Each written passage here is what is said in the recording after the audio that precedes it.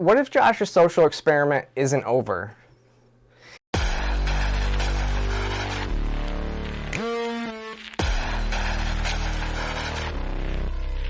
Welcome back to the channel today, everyone. So former contestant on The Bachelorette, Josh Seiter, finally dropped his trans act on prime time with Alex Stein and claimed that it was all a social experiment to show how crazy the left has gotten. And I want to just say off the bat, I actually don't care that Josh did this. You know, the left deserves to be mocked, and he did it in a way that it actually did a decent job of pointing to the absurdities that the left has portrayed. Hey everyone! So I'm seeing a lot of divisive comments trying to pit us against each other. Today I just wanted to talk about unity in our shared experiences as women. Shared experiences like making boss woman moves, motherhood, and just going through things that men wouldn't understand. So let's do this together. I'll lead the way if you follow. Bye everyone! Like, this is how trans activists on TikTok will speak to women about women's issues. You know, pretty much mansplain it to them. Though for me, it started, his whole thing started to unravel when he was on the Timcast Culture Wars show. That it became clear that he didn't really understand the leftist talking points well enough to be making the point that he was trying to make. He didn't understand that the issue as a whole in order to make the point. Now, if you didn't know, Josh has been claiming to be trans for the last 5 to 6 months without changing a thing other than his clothes and wearing makeup. With a bearded face and hairy chest, he would use the same tropes we often hear from the left, that all it takes to be a woman is to say you are. He would do videos reminiscent of Dylan Mulvaney, but I would say probably more extreme. Hey everyone! Okay, so I have to admit, the women's bathroom is so much nicer than the men's bathroom. Did you know they even have waistbands for your feminine hygiene products? So it's just nice to feel accommodated and appreciated, and I just wanted to share. Bye everyone! So here's my thoughts on his so-called revelation on prime time. For one, I never believed Josh. It was quite evident that he was trolling. I think he did this to get attention, trying to remain irrelevant after the Bachelorette fame went away.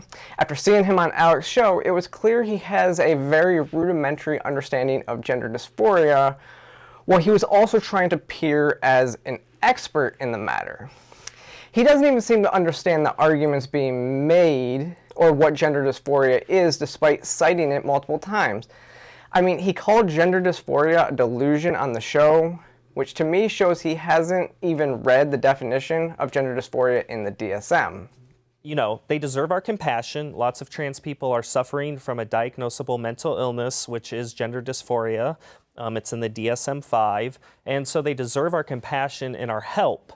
And that's why I did this, because I'm offended at the medical community and the media that indulges these delusions, eggs it on, and confirms these people's beliefs that they're something they're not, instead of treating them. Instead of giving them hormones, they need help.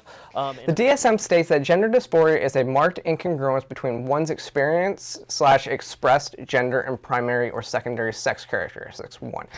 2, a strong desire to be rid of one's primary and or secondary sex characteristics because of a marked incongruence with one's experience/expressed gender. 3, a strong desire for the primary and or secondary sex characteristics of the other gender, among other things. See, gender dysphoria is the opposite of a delusion. It is an uncomfortability with the secondary sex characteristics that you are born with and have. A delusion would be an uncomfortability to something that isn't there. For example, Josh and many others like to use body dysmorphia, specifically anorexia, to say that he wouldn't treat that by we wouldn't treat that by affirming it, right? But with body dysmorphia, when you look in the mirror, you are seeing something that isn't there, and that's what gives you anxiety. So a skinny person who is anorexic may think that they are fat, even though they're not. When they look in the mirror, they see fat, even though they're not, and so they want to, that's what gives them the disorder.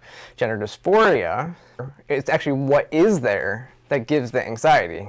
It's really comparing apples to oranges, but we see this same trope over and over. However, I do often blame these misunderstandings on the left because they began using the trope of, being born in the wrong body, like they're having some sort of, out-of-body experience or something, and it's just not the case.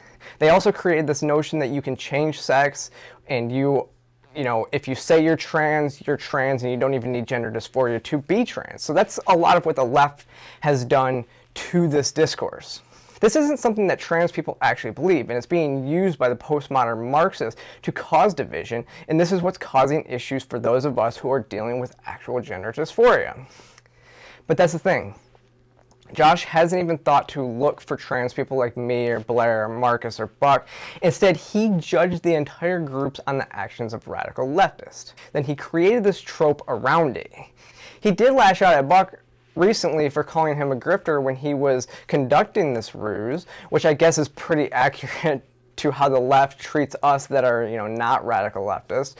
They constantly demean us and attack us for not going along with their absurdities. But in interviews done during the time, like when he was on the Culture War show, he said that he was shocked that leftists called him out on stuff, which makes me also start to think that maybe he thought Buck was a gender ideologue who was calling him out and was, Buck was somehow being hypocritical, but that's hard to tell.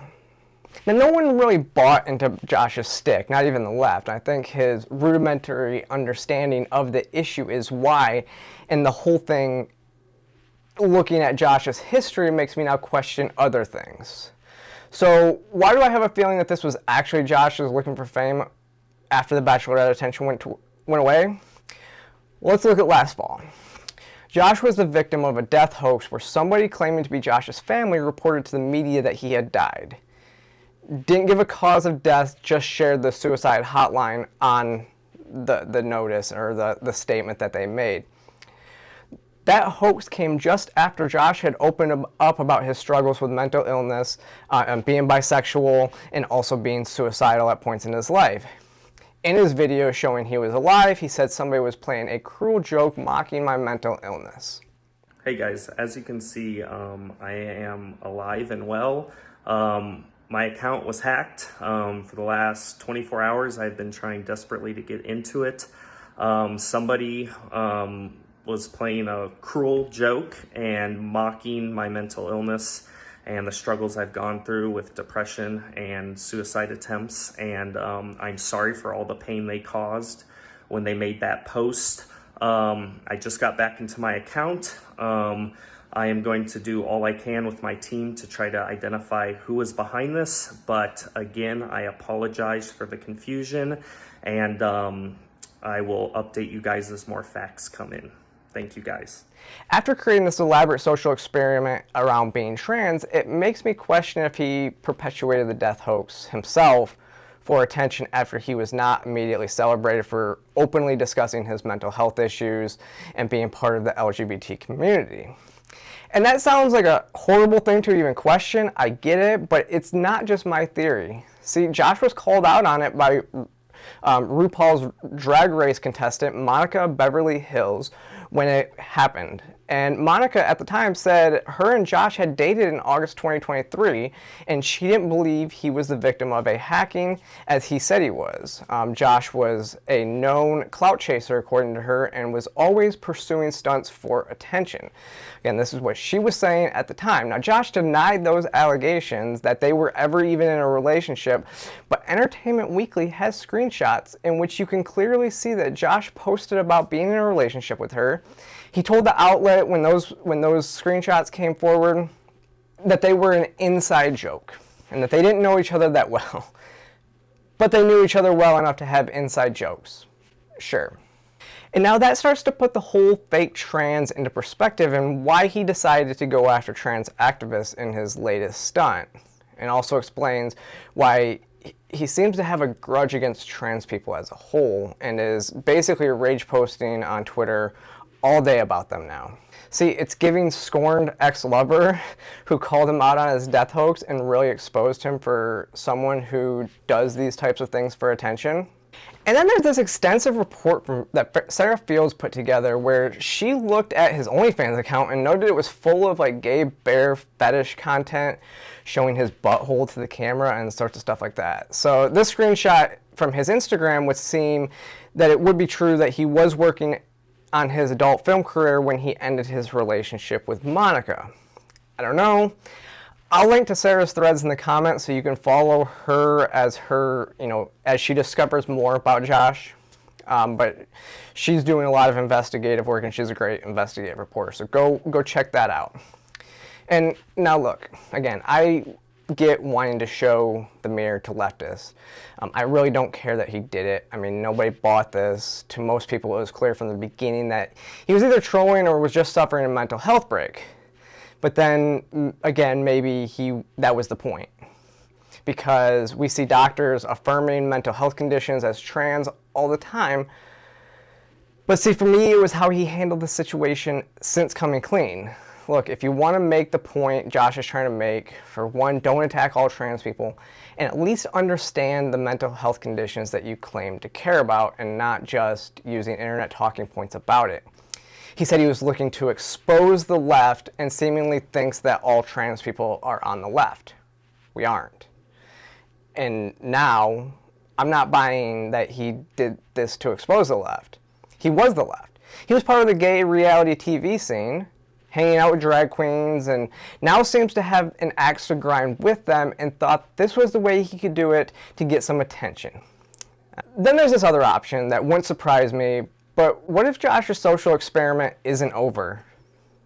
And now he's set to expose the right for how easy it is for them to accept you as long as you're making fun of trans people. I just don't trust him. I just don't trust him. It seems like his MO, and this is the type of thing that he seems to do. That's what he's been called out for before he even did this entire thing. So, I don't know. You tell me. Let me know what you think in the comment section. As always, click that like and subscribe button. Follow me across all social media platforms, and I will see you next time.